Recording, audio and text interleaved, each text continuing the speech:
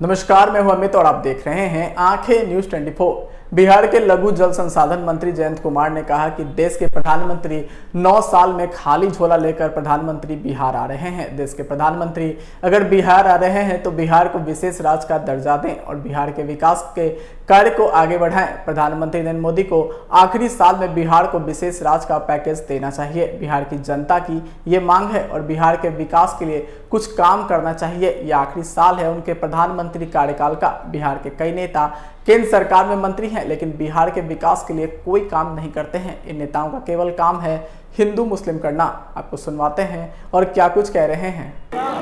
देखिए, महागठबंधन किसी भी बिहार राज्य में कोई आता है, कोई नेता आ रहे हैं और भारत के खास करके प्रधानमंत्री आ रहे हैं, 9 साल में वो खाली झोला लेके आ रहे हैं। यहाँ झोले में कुछ लेके बिहार के लिए नहीं आए हैं।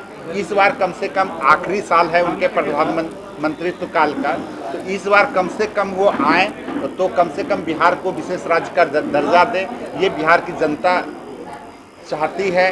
बिहार की जनता का आकांक्षा है कि जो है बिहार को विशेष राज्य का दर्जा मिले। कम से कम आखिरी साल में प्रधानमंत्री कम से कम ये काम करके जाना चाहिए प्रधानमंत्री को। और 9 साल में तो प्रधानमंत्री ने ऐसा एनडीए की सरकार ने कुछ किया नहीं। जहाँ तक बिहार के में जितने भी मंत्री थे, उन्होंने भी जो घोषणा किया था उस घोषणा पर भी कभी अमल करने का काम नहीं किया।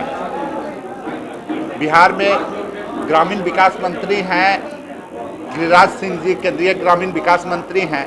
उन्होंने घोषणा किया था कि प्रत्येक एमपी को जो है 75 किलोमीटर सड़क अलग से देंगे, तो उस पर आज तक वो कभी बात नहीं करते हैं। और जो भी भाजपा के नेता आते हैं उनका एक ही काम है हिंदू मुस्लिम करना, सांप्रदायिक ताकतों को बढ़ाना या हिंदू मुस्लिम करना, जातिवाद की बात करना। बिहार के विकास से इन लोगों को कोई लेना देना नहीं है। बिहार के विकास से 1% भी लेना देना अगर रहता तो जो 13 करोड़ 14 करोड़ की जनता है, सब लोगों का मांग था। जब हम लोग भी एनडीए में थे, वो लोग भी एनडीए में थे, सभी लोगों ने दस्तखत किया है कि बिहार को विशेष राज्य का दर्जा दिया जाएगा। लेकिन बिहार के विशेष राज्य के दर्जे पे कोई बात करने के लिए कोई तैयार नहीं है। इस बार प्रधानमंत्री को ध्यान देना चाहिए।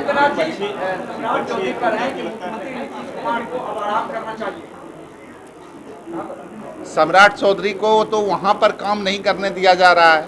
जो नेता हैं भाजपा के, वहीं पे कई एक नेता मुख्यमंत्री के दावेदार बन रहे हैं, स्वयं मुख्यमंत्री के दावेदार कई एक लोग बन रहे हैं। तो सम्राट चौधरी को पहले अपने पार्टी में सोचना चाहिए कि कौन कौन, अगर इनको वो आराम करने की सलाह दे रहे हैं तो प्रधानमंत्री को भी उनको सलाह देना चाहिए कि काफ़ी उम्र हो गई है, प्रधानमंत्री को भी आराम करना चाहिए। राजीव प्रताप रूडी हैं, सांसद हैं, वो भी दावेदारी ठोक रहे हैं मुख्यमंत्री का। इससे पहले सम्राट चौधरी के लिए भी नारे लगे। क्या लग रहा है बीजेपी में इतने सारे सीएम के चेहरे हैं? 2025 से पहले कई एक नारे और भी आपको देखने को मिलेंगे। वहाँ पर खुद लोगों में समन्वय नहीं है कि किसको क्या करना है। उफाफों की स्थिति है भाजपा के अंदर।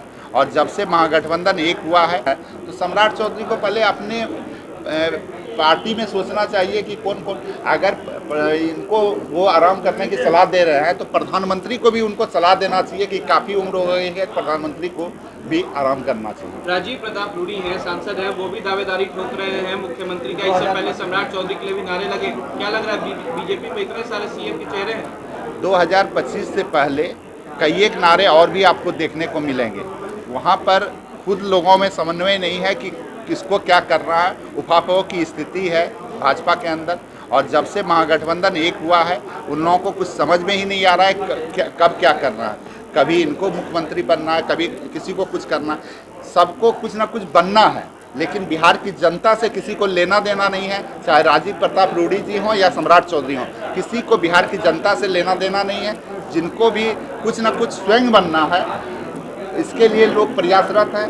लेकिन बिहार में महागठबंधन की सरकार है, जो आम लोगों की सरकार है। अभी बिहार में बहुत बड़ी वैकेंसी निकली है, शिक्षकों की वैकेंसी निकली है, और भी कई एक तरह की वैकेंसी निकल रही है। ये सब देख के वो लोग बौखला गए हैं और तरह तरह की बातें कर रहे हैं। अगर आपने अभी तक हमारे चैनल को सब्सक्राइब नहीं किया है तो हमारे चैनल को जल्द से जल्द सब्सक्राइब करें, लाइक करें, शेयर करें और कमेंट करें।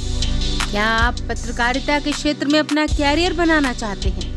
तो आज ही royal Ashoka institute of mass communication and journalism में अपनी जगह सुनिश्चित करें। आर्यभट्ट ज्ञान विश्वविद्यालय पटना से मान्यता प्राप्त 100% प्लेसमेंट के साथ royal Ashoka institute of mass communication and journalism, नामांकन जारी है।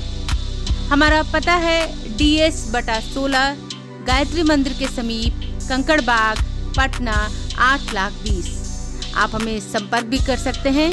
हमारा मोबाइल नंबर है 9955456126।